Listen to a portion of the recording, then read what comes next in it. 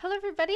This tutorial I'm going to be covering Toon shaders and then our outlining options. As I said in class, this is going to be basics, so trying to do like the simplest Toon shading option and then just showing what your options are for outlining rather than getting into too much intricacies of it.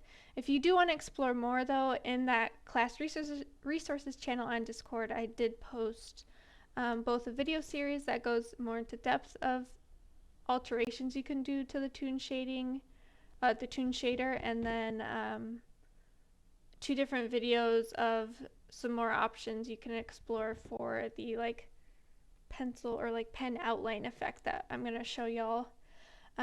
So first, let's just make the basic Toon shader setup. So I'm just going to be working with my still life scene, but what I'm going to do, first I'm going to do this frosting, apply material, and right off the bat I'm going to change this off of principled BSDF. So principled BSDF actually has too much information than what we need for this.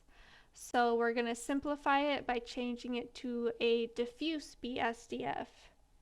And because we are going to have simplified materials, we can work in Eevee. I can perform my final render in Eevee rather than cycles, which is going to save on render time. So once I have my diffuse in, technically I can change color and such in this, but I'm going to be changing color a different way. And the main thing that I really want to achieve with creating the Toon shader is that like stylization that can come from the shadows.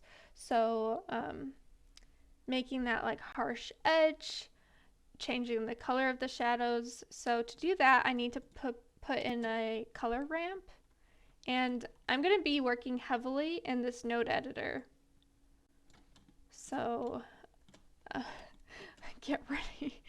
So first I'm going to find a color ramp just through that search bar. I'm mostly going to just be using the search bar to find the nodes I need, and I'm just going to pop that in between the shader and the material output. So something to clarify is these green boxes are shaders, and you can put them through all different things to become the actual ending material. It's like the information that creates a material. So right now, actually, if I was in my material previewer, after I hooked up the color ramp, it's going to make my object hot pink, and that's because it's trying to read a shader just as RGB values. So we have shaders and RGB, which are usually like the two sets of options for a lot of the nodes I'm going to be adding today. So I actually need to convert this from a shader to just an RGB value to be read by this color ramp. So if I type shader to RGB, there it is. So now we have no red lines. We don't have hot pink object anymore. And if I slide my color ramp options, you can see the shadows changing.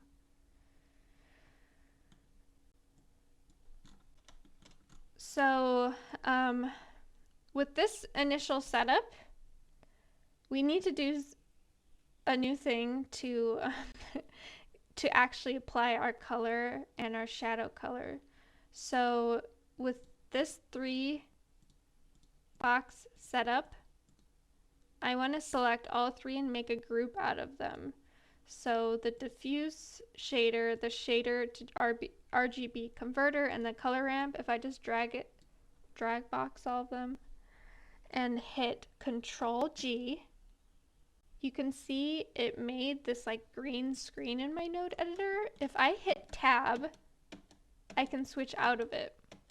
So in the green area, I can now see still see my shader, my converter, my color ramp. Now it has a group output box and a group input box.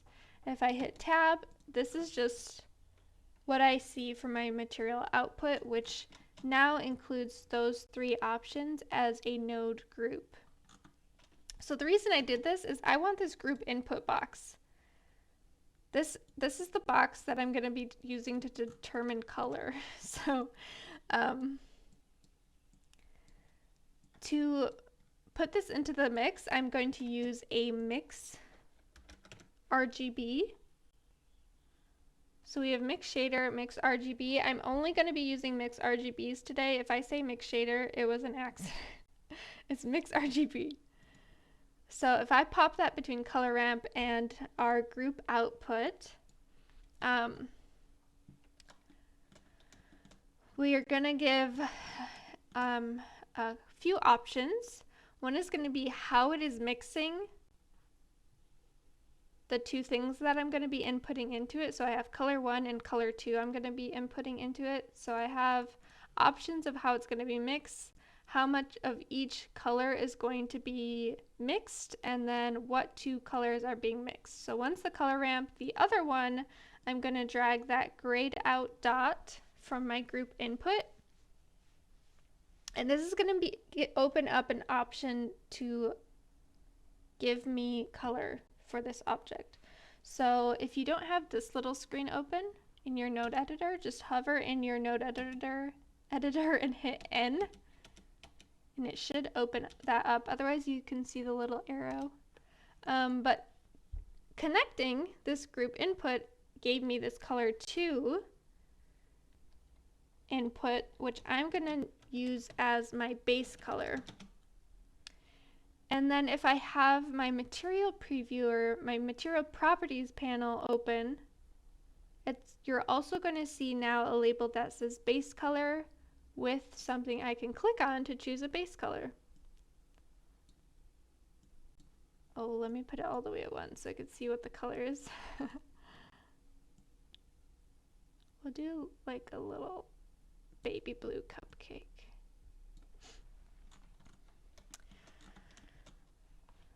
So now I have my base color set. The mixing method that I want is going to be multiply, because it's going to be, I'm basically deciding between mixing the shadows right now and the full base color. And multiply is going to use the two values to like combine them, amplify them. So multiply fully at 1. And you can see now a nice overlay of my shadows on my base color. Without any other changes, I mean, this can be a full Toon shader, it's just the shadows are going to be black. So if I do want to change the color of those shadows, I do have one more step that I might want to pursue. So for shadows, I'm going to want another mix RGB, pop that between the color ramp and the multiply mix now, and I'm going to drag this new gray dot that appeared in my group input, and this is going to be my shadow color. So again, I can choose between 0 and 1. Let me just slide it all the way up to 1. And the method of mix for this is going to be lighten, which is, it sounds a little wonky because we are using this to determine the shading. Where is it? There it is. But we do want lighten, we want it fully at 1, and now you can see I can choose between just like values of how dark the shadows are, and it is just a darker version of my base color, or I can choose a different color entirely to be in the shadows if I want that like stylized effect to happen, which I do. I want pink shadows. Okay, so now I have my base color, my shadow color, and I can now use my color ramp slider to kind of determine where my, sorry, put on my actual lighting. This was just with the material previewer. This is with my actual lighting setup, which Probably I would need to change because this was like assuming I was using cycles, but it's fine. So now you can see I have control where my shadows are, I have control where my highlights are. If I want more control, I can hit this plus sign in the color ramp and it's going to give me like a midpoint control. Depending on how close I have these values to each other, it's going to give me a harder edge, but it's going to keep it as a more continuous flow between the values. If I do want that hardline edge that cell shading has, I'm going to swap from linear, so that drop down in the color ramp, swap from linear to constant. And now you can see it has more defined values between the shadows, the mid values, and then the highlights. So you might want to swap between constant and linear, basically. So there's my happy little Toon shader. I'm gonna really quick apply it again on the cake value just so I can show that you can still use like normal maps if you so choose, if you still want a kind of like textured look on your objects. So I'm gonna work through the cake a little bit quicker. So first put on the diffused BSDF, pop in my color ramp, pop in my converter, shader to RGB, and then select all of those, hit Control G. Now I can hit Tab to toggle out and into this group. And now I can put my group input into the mix with a mix RGB. Mix RGB. I can now choose the color of my base, which will try to make it vanilla. Keyword try. That's fine. This is going to be multiply because it's going to keep shadows affecting now what my base color is.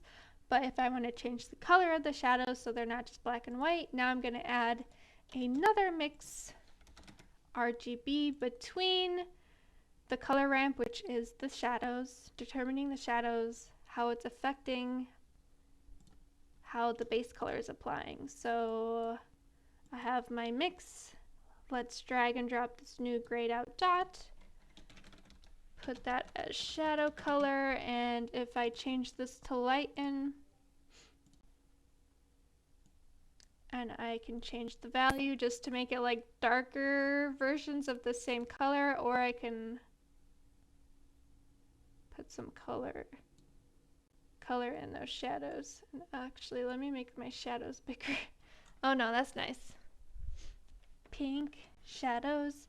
And then again, if I can add a plus sign in my color ramp if I want more control over the different values. Otherwise, I can also switch it to constant to have the more hard edges between the shadows, the highlights, and such. So this is my basic Toon shader. Again, I do have a video series of someone else's video series posted of how you would have this shader react more intelligently to lighting setups. He also goes into like different strats for metal and the outline.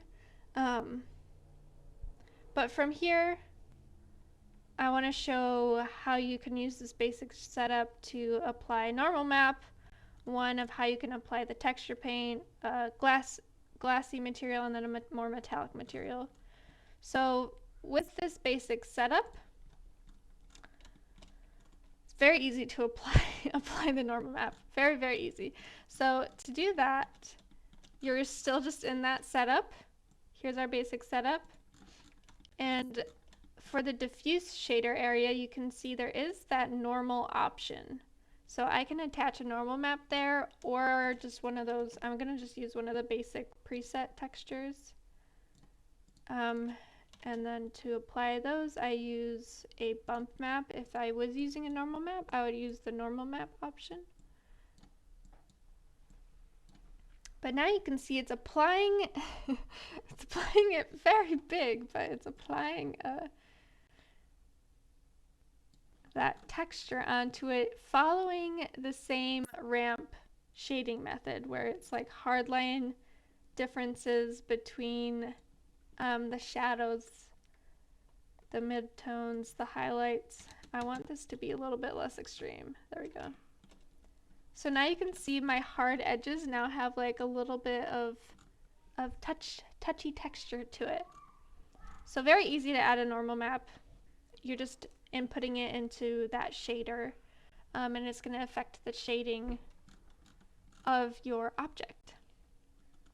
If I want to do something, so this spoon, I actually already have it set up where I went into texture paint, I painted on this wood grain, hand painted wood grain effect. I saved that image. I wanted to make sure to save my texture image. And then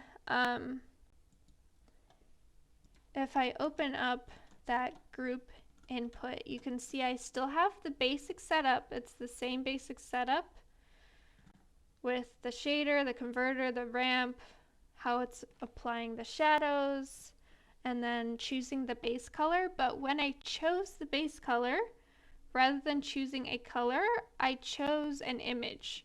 So to do that, let me first delete the image, I guess. We don't want you anymore. So this is what you originally would have seen, where you can just like choose a base color. But I instead clicked on, depending on your version of Blender, you're either going to click on the left side or the right side. But it's going to click this menu set where I can choose image texture and then open up that texture painting I did. And it's going to read that as the color. You can see actually if I tab out of that group setup, you can see now that I do have that file being connected into the base color as well. So if you want to do a mix of like hand painted textures and more just like basic colors, you can do that pretty easily. For glass, I don't know if this is the best method. This is a way that I found to make it work, because I was just trying to find different ways of using the same basic setup and go from there if people want to use that. So for glass, I found that, let me get rid of that. For glass, I found that, again, you're going to follow the same basic setup with the diffuse, but I'm actually, for now, I'm going to start off with the glass shader just to make sure we can all get the glass shader working. And we'll swap out the glass with the diffuse later on. But we are going to end up mixing our glass BSDF with that Toon setup. So to get glass working in Eevee, we have to make sure we have 3 different things checkboxed. 2 are in our render properties, which are screen space reflections, and then checkbox refraction. And then in the material itself, you want to checkbox screen space refraction. If you're still seeing it's like black or like metallic, you might need to change the IOR value or this refraction depth value. Mine appeared perfectly though. And that should make it so you're able to actually see it as glass. So now let me just do the basic setup again.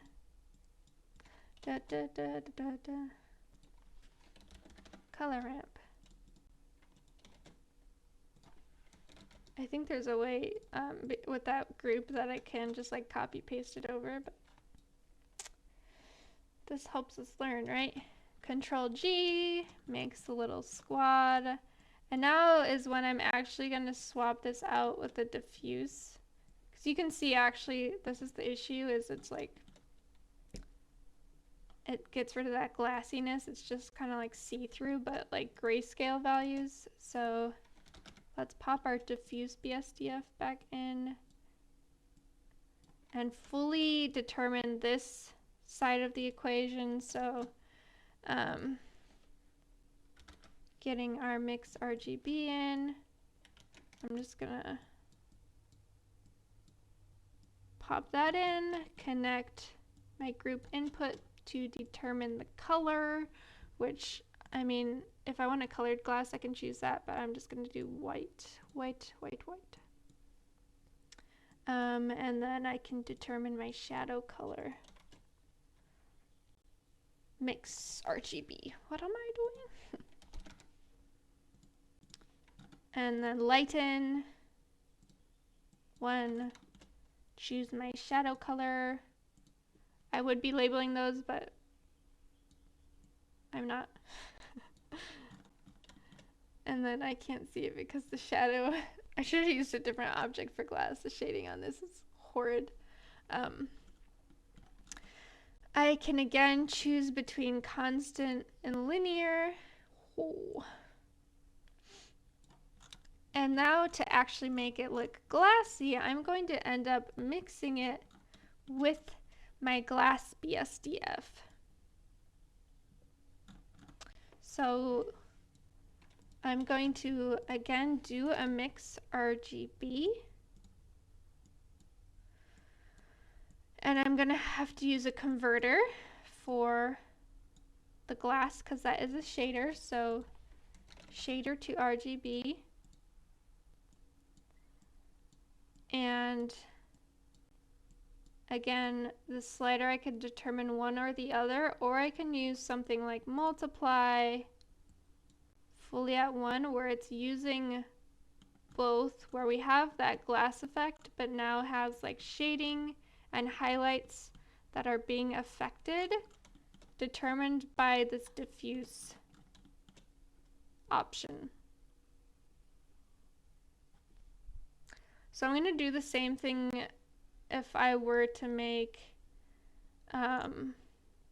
something metallic, but rather than using the glass BSDF, I would use, where are my shaders? I would use my glossy BSDF. Glossy is pretty much the same as just like increasing the metallic value on the principled BSDF. But that's going to give it like a metallic look. It's still kind of read like highlights and such on its own. Again, the tutorial series I did reference on the Discord will have a different way that they do it, but this is just like a quick way to get like a metallic effect on your object. So that's it for like shader options. Now we're just gonna swap over into outlining options, and I'll just like touch on where they are to do that, but again, I'm not gonna go too far into details. So there are two ways to do it. One is where you're going to apply it to each individual object directly, and then you'll see it in your viewport. The other way to do it is to just apply it as an effect that happens to your render. So for that, I actually already have a checkbox to uncheck it, so it's new. But for that, you're going to go into your render properties, checkbox freestyle. You don't need to do anything in the render settings. Checkboxing this is going to give us the options to make changes under view layer properties. So before, if I open this menu, it's pretty empty. But if I checkbox freestyle, open up that menu, now it has all of these freestyle settings at your disposal. So again, if you do want to explore these settings further, I would highly recommend looking at a little bit further up in the class resources channel, I have someone that is a pro at using these. But now it should be applied. If I went and rendered my image, you can see mine is applying the outline effect because I already have it hooked up in the compositing node. The first time you do it, you might only see, sorry, if you look at that background image, you're only either going to see just like the color render or the option to look at the freestyle render, which is only going to be the outline.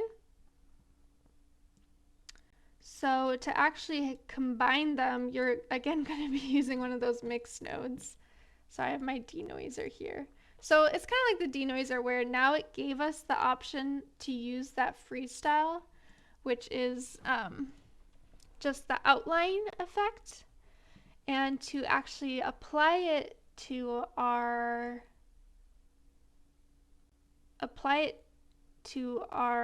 render, we're going to have to put it on top of the image.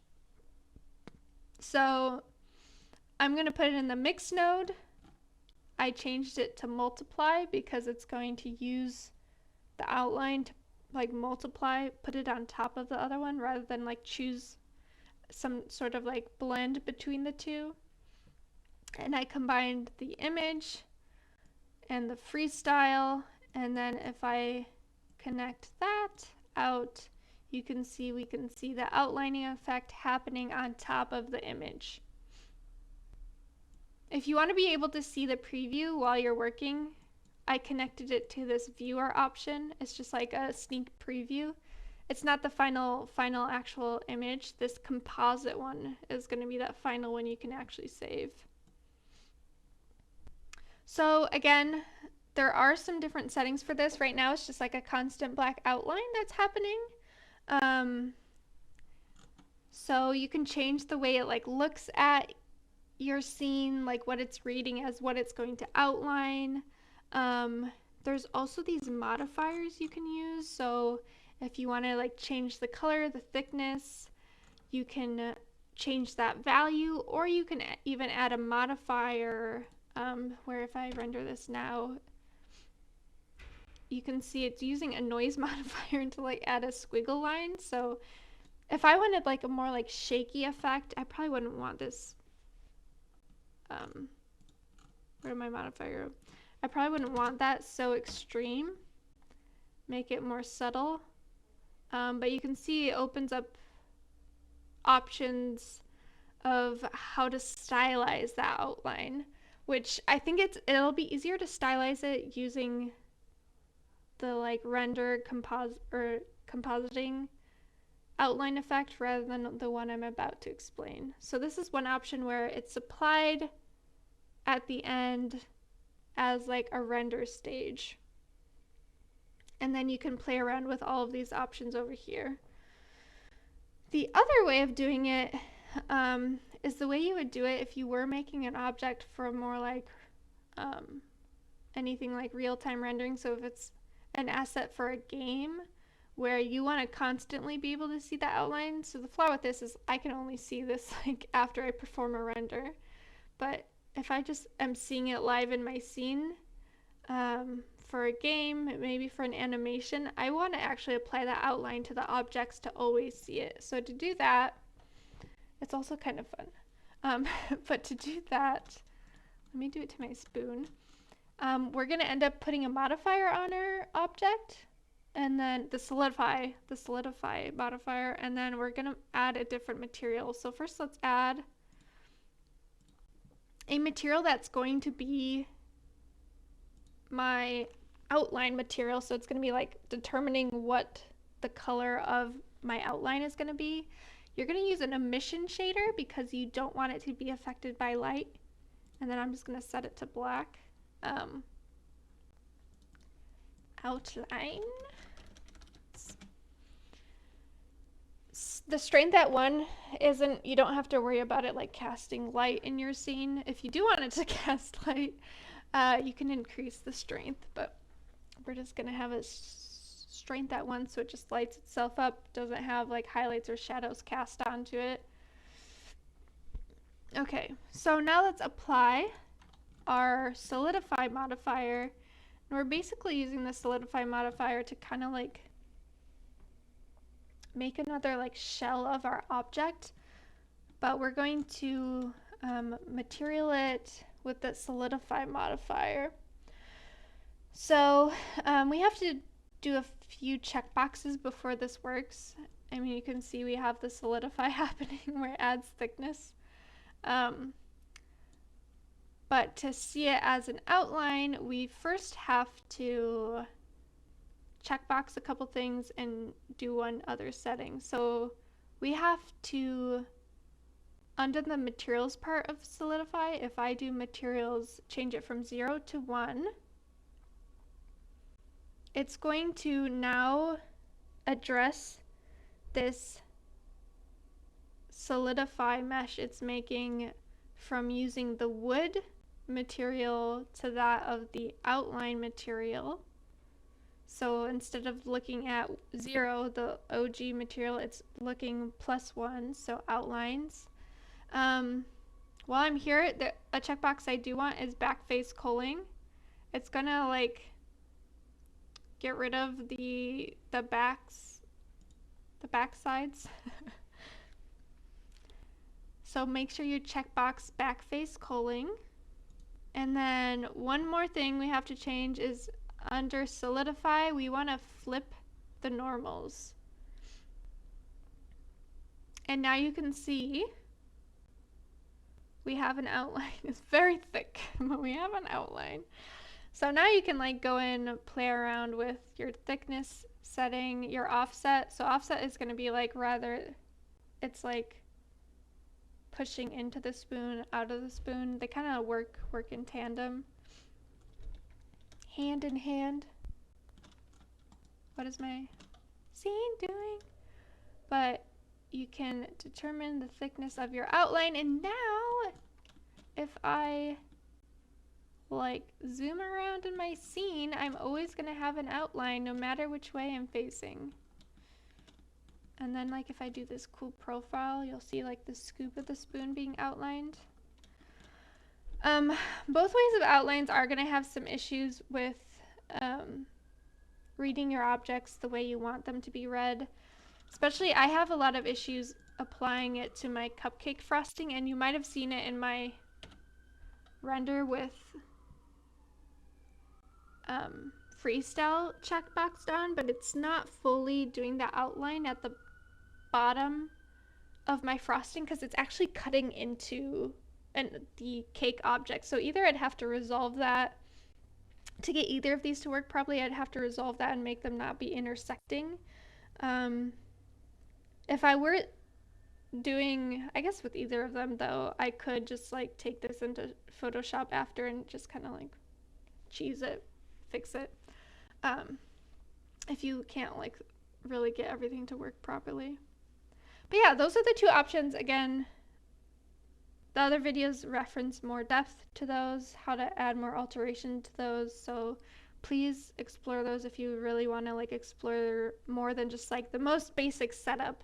But this video should give you the basic setup you need to just like successfully get Toon shading effect in your scene.